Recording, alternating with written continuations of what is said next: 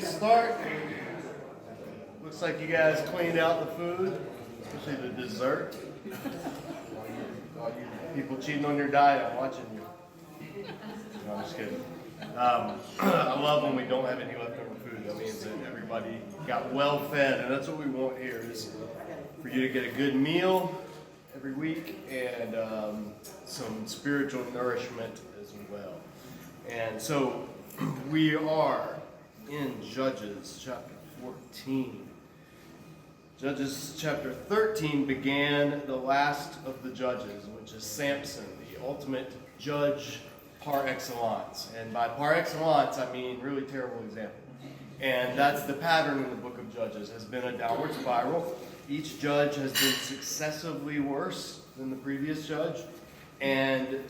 But also, at the same time, paradoxically, God has not given up on Israel, even though they've become completely syncretistic and Canaanite. Not even syncretistic. I take that back. Because syncretistic means they still worship God, Yahweh, and they worship other gods. But in chapter 12, we saw that they don't even worship Yahweh anymore. They only worship the other gods. And so it's a time of national apostasy. And God has sent them judges or deliverers to deliver them from various situations. But over the course of the book, those judges have been successively less successful in their abilities and in their deliverance. And they've been, even the Spirit of God, when it works in certain judges, like at the beginning of the book, the Spirit of God empowers judges to do pretty great things or successful things. And then when you get to Jephthah and then Samson, when the Spirit of God is going to come on the judge is actually going to do pretty dumb things or pretty counterproductive things in a lot of ways. So like Jephthah, the Spirit of God came on him, he delivered Israel, won the battle, but then he made that vow to sacrifice his daughter. And so you see that the Spirit of God isn't this thing that overrides a bad person and makes them good. It's an empowering thing that gives someone the power, the ability to do something, to accomplish a task that they normally wouldn't be able to accomplish in their own strength. But whether they use it for good or evil remains to be seen, and it depends on the person who is being acted upon. And so in the judges, if you trace the Spirit of God's activity on the judges, you see it getting progressively less and less in terms of national deliverance. And that's going to be the ultimate example of that's going to be Samson, because he's the only judge that the Spirit of God is going to visit more than once. All the other judges, if the Spirit of God comes upon them, it's only for a one-time thing, and then they're done. But with Samson, we're going to see it happen a couple of times. But each time, there's going to be very little that actually is accomplished in terms of national deliverance. In fact, sometimes it'll make it worse for God's people. And so Samson, we saw last chapter, his birth was prophesied to a barren mother, and the angel of the Lord came and appeared again. So the expectations for Samson are major, because he is basically like the patriarchs. And his story echoes the patriarchs in so many ways. But we also said that, and to keep a lookout, his life echoes Israel in so many ways. His life is like a microcosm of Israel, called before his birth, appointed to great things, anointed with God's presence, given strength that he shouldn't have on his own. All of this stuff describes Israel. And yet, like Israel, Samson is going to choose to lust after and go after foreign wives instead of focusing on what God has called him to do. And just like Israel. And that's why adultery is one of the things that God uses to describe Israel's spiritual state over and over in the prophets, is basically saying, you're cheating on me with these foreign gods. These foreign gods are like marrying illicit wives. And so that's one of the dominant metaphors for prophets like Hosea and Ezekiel and Jeremiah. So Samson, just keep that in mind as we're wrestling with Samson. Is he a hero? Is he not a hero? Well, is Israel heroic or not heroic? The answer is, depends on what they're doing and when they're doing it and what are the circumstances. So Samson's very much a tragic figure like Israel.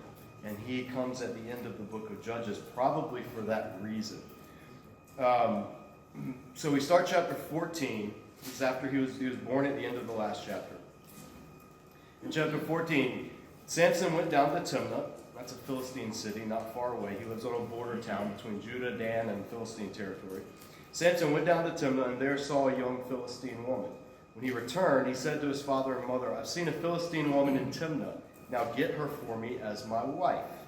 This is not out of the ordinary. That's what you do in the ancient world. You tell your parents to arrange the marriage.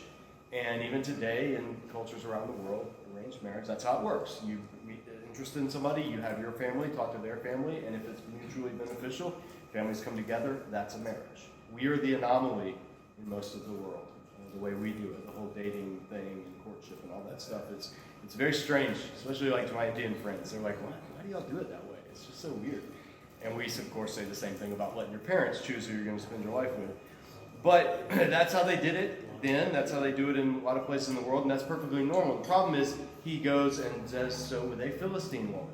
Why is that important? Because the Philistines are the occupying overlords of the time. The Philistines are controlling and tormenting and persecuting Israel. They're the enemy. But by this point, Israel's just come to accept that, or at least the people in the tribe of Dan have just come to accept that. And so at the beginning of Judges, you saw people like Othniel and people like Shamgar and Deborah and Barak, these people that would fight against and throw off the yoke of oppressors and not worship their gods. Even Gideon would tear down the pagan god statues. By the time we get to Samson, the people are just like, it's how it is. They're in control. And so they're starting to assimilate and acquiesce, and it's becoming normal, this oppression at the hands of people like the Philistines. And so verse 3, his father and his mother replied, isn't there an acceptable woman among your relatives or among all our people? Must you go to the uncircumcised Philistines to get a wife? So his parents are like, no, this isn't right. You shouldn't. Now we've seen in Scripture all the way up until now, and it should go without saying, Scripture never prohibits interracial marriage. It never prohibits marriage across ethnic lines. Moses had a Cushite wife, his sister complained, and God was like, oh, you want a white lady? All right, I'll make you a white lady. And gave her leprosy and that whole thing in the that we saw in this account. But Scripture never prohibits interracial marriage, but it always prohibits interfaith marriage. And that's the thing. That's why the whole notion of an uncircumcised Philistine, that's shorthand for a pagan wife. So God's got no problem with foreigners coming into Israel, marrying into Israel, as long as they enter into the covenant people. In fact, you could get a whole book of the Bible named after one who did that, Ruth. She was a Moabite. She came into the covenant people. She took God as her God, so God doesn't have a problem with that. It's the interfaith thing that he has a problem with. But Samson doesn't have a problem with it. His parents do. His parents know who he is, who his destiny is, what God called him to be, that he's supposed to be a Nazarite. We get the idea that his parents are like, this isn't right. You should be the deliverer of Israel, and there are people in Israel that you could marry. But Samson says, verse 6, but Samson said to his father, get her for me. And then the NIV kind of botches this chapter in a lot of places, and this is one example. The NIV says, get her for me. She's the right one for me. That's not what Samson said. Sorry, NIV users. And I use the NIV. It's a fine translation, but doesn't always get it right. And in this one, it misses a huge point. He says, literally, get her for me. She's right in my eyes. She is right or upright, the word yashar. She is right in my eyes. That's what he says. Not she's the right one for me. It's not a love connection. It's a lust connection. He saw her. And he said, she's fine. I want her. Doesn't care about her faith, doesn't care about her family, doesn't care about any of that stuff. I want, that's what's right in my eyes. The culmination of the book of Judges is going to end with the declaration that these are the darkest days in Israel's history. Why? Because everyone did what was right in his own eyes. And it's this exact same phrase. So Samson already is echoing Israel as a whole, once again, by doing what is right in his eyes. And of course, what's the irony with that? He's going to lose his eyes over a woman from Philistia who leads him astray, or actually betrays him. So there's a lot of irony and literary craftsmanship going on in this that gets glossed over if you just say she's the right one for me. No, that's not what he's saying. He's making a statement, and it is meant to be read like the rest of what Israel's been doing in this whole book. Now, we get a parenthetical note from the narrator at this point. It says, his parents did not know that this was from the Lord, who was seeking an occasion to confront the Philistines. For at that time, they were ruling over Israel. So now we get a narrator saying, unbeknownst to his parents, God's already got all this planned out. And Samson's base desire and his sinful desire is God's already figured that into the equation and is going to use this to basically bring about this antagonism between the Philistines and the Israelites. And so some people immediately go, wait a minute, that means that God's the one that's orchestrating this evil and God's doing bad. That's part of the Hebrew theology of the Old Testament is, yeah, God orchestrates stuff and he is sovereign over everything, including the evil done by people. So for instance, God specifically tells the prophets, hey, I'm going to bring the Babylonians against you. And they're going to destroy you because you've abandoned my covenant. So God tells Israel, I'm the one behind. When Habakkuk finds out that Babylon's going to overrun Israel, he's like, Lord, I can't believe this. This is terrifying. How can you do this? And God never answers his question. He's left to ask that question because God's like, no, I'm sovereign even over the things that people do. But when Babylon does come and destroy Israel, God then judges Babylon. And they receive judgment. They receive punishment. Why? Because they weren't doing it out of some altruistic purpose. They were doing it out of their own conquering empire desires. And so God judges them for their actions as well. So he uses evil, but still judges evil. Judas betrayed Jesus. We find out, lo and behold, God had that all in mind all along, that would happen. And he would redeem that even for good. And the crucifixion becomes the greatest thing in the history of the world. That's why we call it Good Friday, not Bad Friday. However, that doesn't mean Judas was a good guy. It doesn't mean God approved of Judas doing what he did. It means that God was sovereign over Judas doing what he did.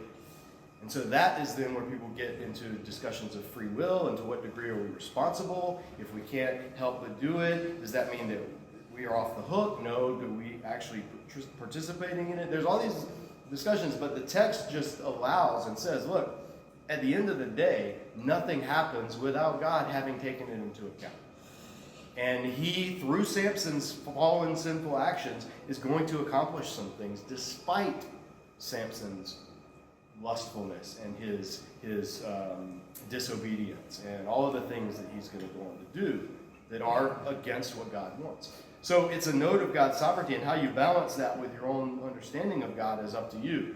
Different theologians have different answers, and if you're Calvinist, you'll look at it one way. If you're Arminian, you'll look at it another way. And those are discussions that you can have. But in the text itself, it's just putting it out there that all of this whole Samson saga with the Philistines is within the purview of God's control. And he's got this already.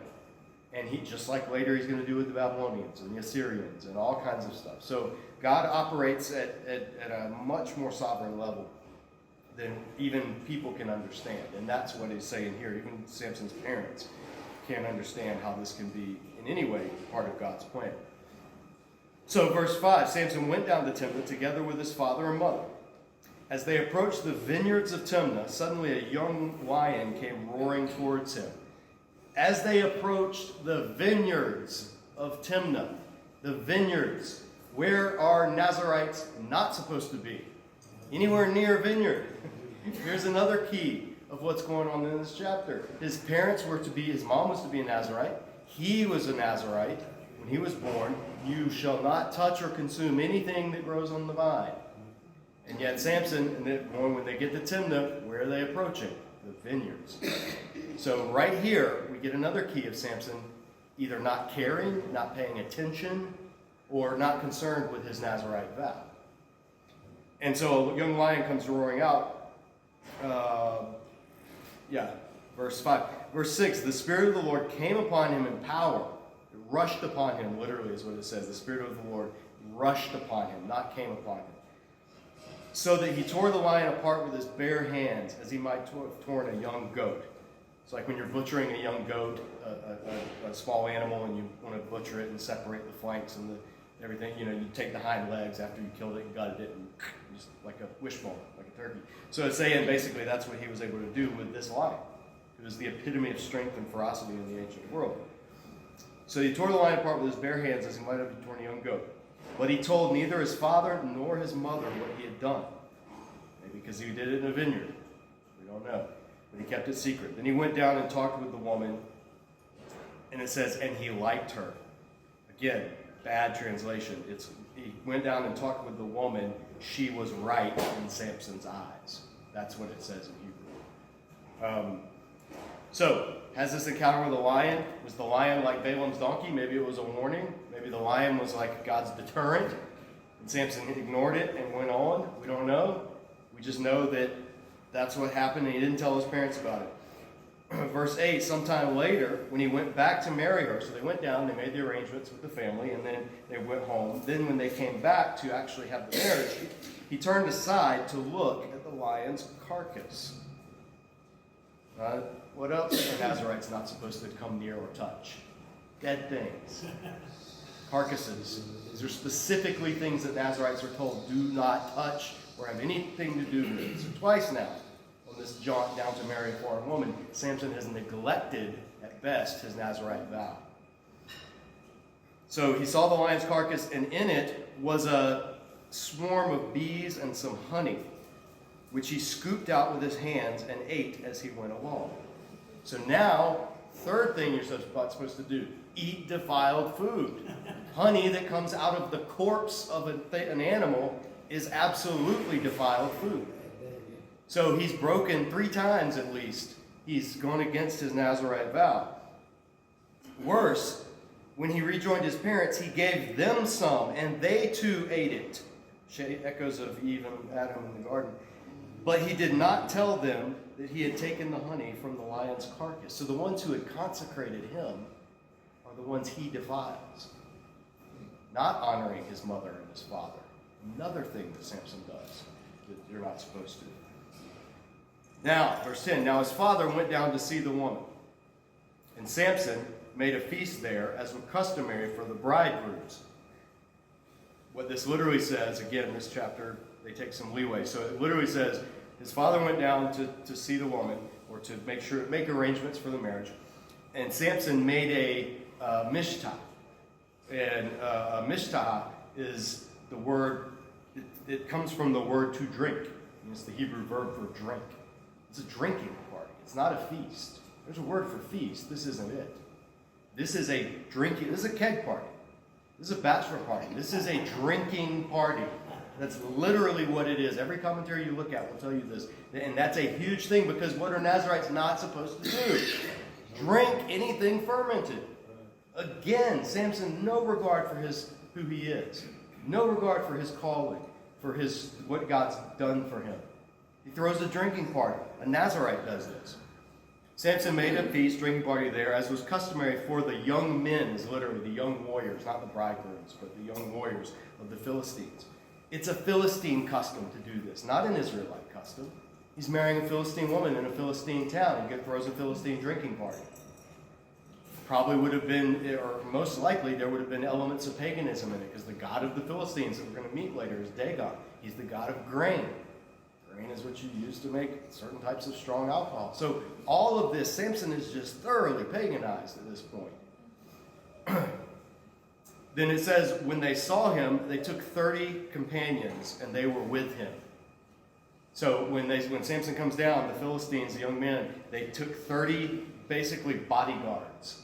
These weren't like, hey, buddy, here are your groomsmen. This was like, we need to surround this guy. We need to keep an eye on this guy. He's a foreigner. He's marrying one of our women. So they put 30 guys around him. These aren't like buddies. These are kind of a hostile, or at best, just to keep an eye on him during the 7 days of feasting. And for good reason. Now Samson's going to antagonize him. Verse 12. Let me tell you a riddle, Samson said to them. If you can give me the answer within 7 days of the feast, I'll give you 30 linen garments and 30 festal garments. Sets of clothes is what the NIV says, but it's talking about fine, like Sunday best. Like, I'm going to give you 30 Versace suits or something like that. If you can't tell me the answer, you must give me 30 linen garments and 30 festal garments. So he makes a bet. Hey, I'm going to tell you a riddle. If you can answer it, I'll give you, and it's a lot. 30 garments is a lot. These are not cheap. You don't go to Walmart and get a 3-pack of Hanes t-shirts and throw that at them. This is a big investment. This is major. This will impoverish a small village. to provide this many things, which is what's going to be their complaint. And so they said, tell us your riddle. Let's hear it. And he replied, out of the eater, something to eat. Out of the strong, something sweet. Now that happens to rhyme in English. It doesn't rhyme at all in Hebrew. It's based on like consonants and it's the rhythm. But it's one of the rare weird things where a Hebrew poem actually rhymes in English, but doesn't at all in Hebrew. And it's a strange riddle. There were cases in the ancient world of people asking riddles that were hard to guess, that were very obscure, based on something that they'd seen. And so this is weird to us. It doesn't really make a lot of sense.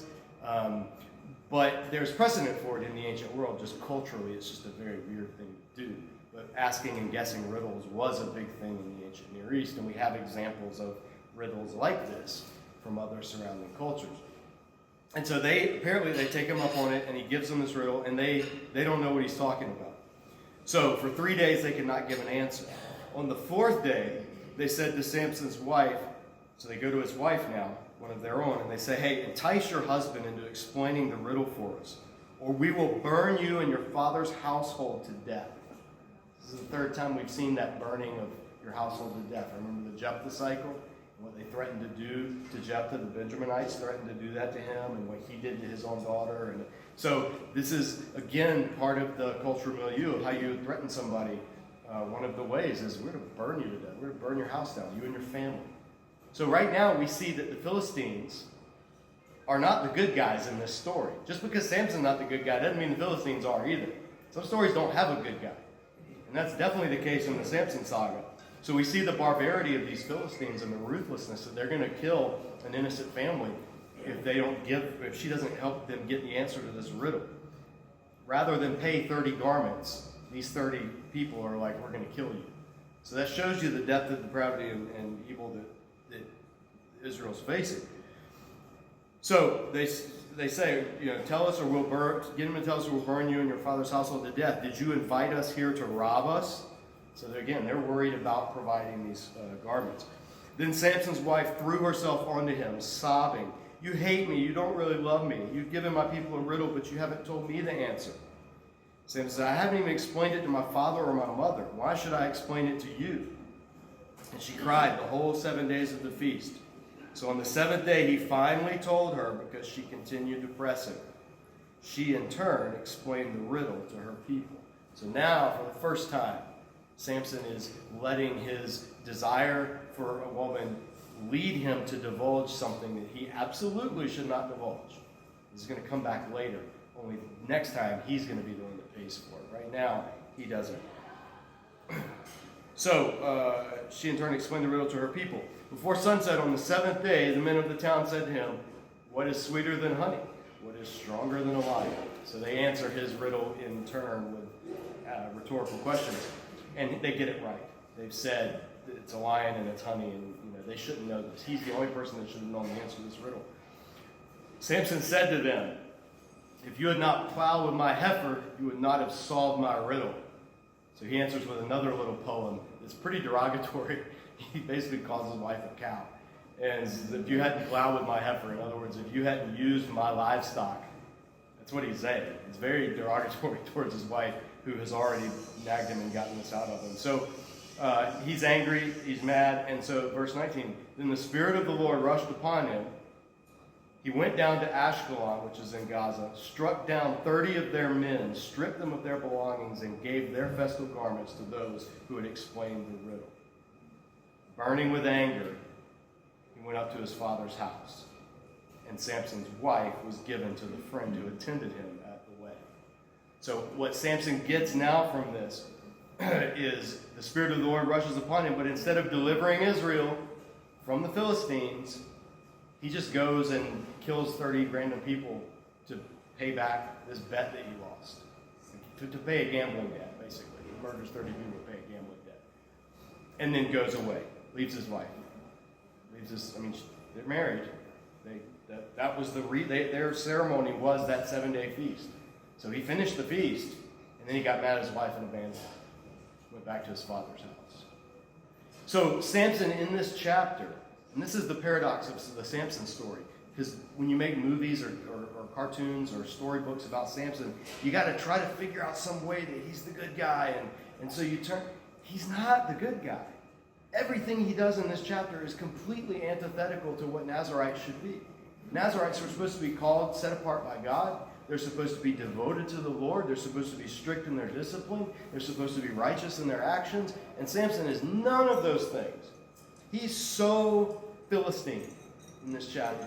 He throws a Philistine drinking party. He eats unclean food. He goes into a vineyard. He tries to enter into this pagan riddle competition that was popular then. When he loses it, then he kills people in order to pay off his debt. Nothing he does is praiseworthy. And so that's part of this Samson story that we have to grapple with, is nothing that he does in this, in and of itself, is praiseworthy. Even when the Spirit of God comes upon him, he uses it to settle a personal debt. He doesn't use it to deliver his people. He doesn't rally the troops like all the other judges before him had done. When the Spirit of God comes on them, they rally the troops like Gideon, and then they go and they fight the oppressors. He doesn't do that at all. So everything about Samson, God is like doing everything for him that could be done, giving him far more than he deserves, and Samson is just completely squandering it, time after time after time. Just like Israel. Samson is little Israel. And he's embodying the country as a whole, because that's what Israel's done. God did everything for them so much, and yet time and time again, the entire theme of Judges is Israel turning away from God over and over and over.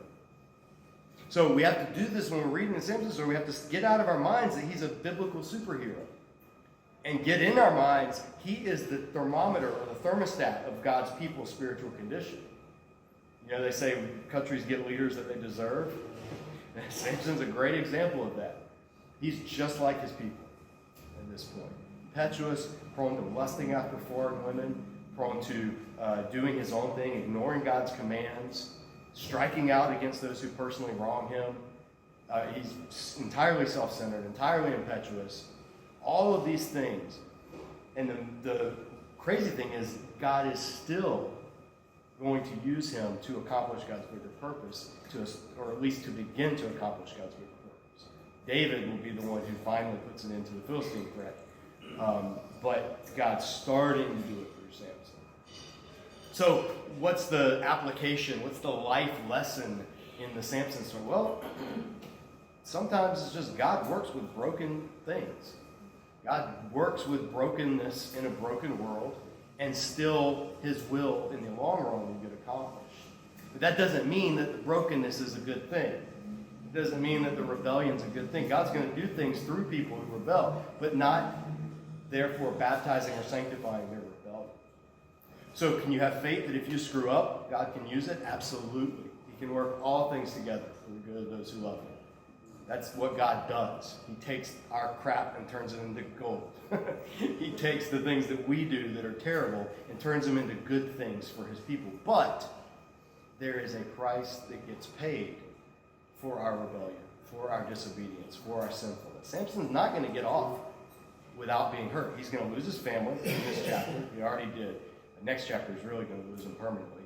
He's going to lose his eyes, the very things that caused him to wander in the first place. Yeah. And ultimately he's going to lose his life and not really accomplish a ton of great stuff for God's people.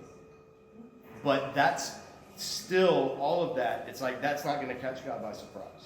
God's still going to work in spite of that. So with us, can we screw up God's plans? Not ultimately. No. But can we screw up our participation in the good stuff that God wants to happen? Absolutely we can.